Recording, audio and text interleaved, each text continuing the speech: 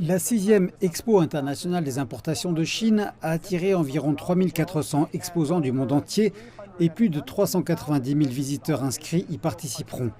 Un plus grand nombre de chefs d'entreprise et de représentants de gouvernements du monde entier sont également présents cette année, étant donné qu'il n'y a pas de restriction de voyage depuis la reprise qui fait suite à la pandémie. La visite du Premier ministre australien Anthony Albanese est sans aucun doute la plus médiatisée. Il a assisté à la cérémonie d'ouverture, devenant ainsi le premier chef d'État étranger à prendre la parole dimanche. Dans son allocution, il a déclaré que son gouvernement continuerait à travailler avec la Chine et qu'il espérait que la communauté des affaires représentant l'Australie pourrait contribuer à renforcer les liens entre les deux nations. Le Premier ministre australien a visité la section des produits alimentaires et agricoles où il s'est entretenu avec des exposants de son pays. J'ai également eu l'occasion de m'entretenir avec eux après que le Premier ministre a quitté le bâtiment. Écoutez-les.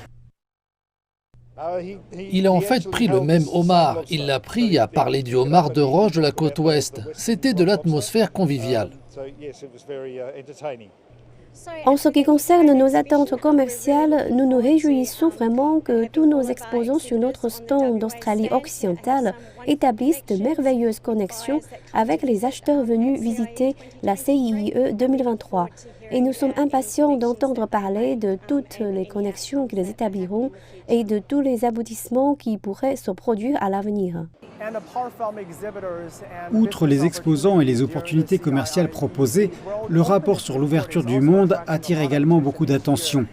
L'édition 2023 a été publiée dimanche après-midi au Forum économique international de Hongqiao.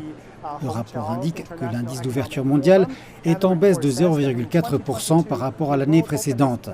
Dans ce contexte, l'Expo internationale des importations de Chine peut être considérée comme encore plus importante que d'habitude, étant donné la nécessité d'insuffler une plus grande confiance dans la reprise économique mondiale.